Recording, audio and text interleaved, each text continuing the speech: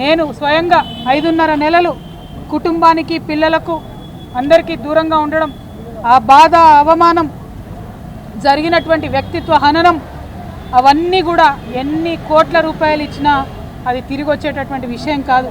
ఎంత సమయం జరిగినా ఆ నష్టం మాకు మా కుటుంబానికి జరిగిందన్నమాట వాస్తవం.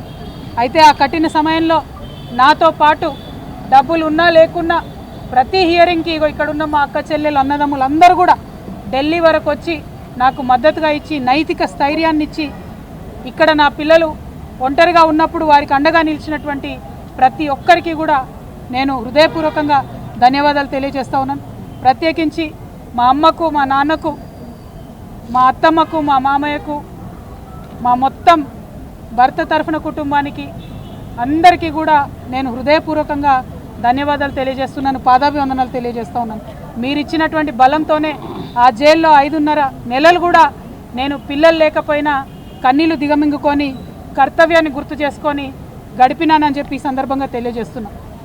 మరి ఇవన్నీ జరుగుతూ ఉంటే ఇవాళ కేటీఆర్ అన్నగారి ట్వీట్ చూడడం జరిగింది.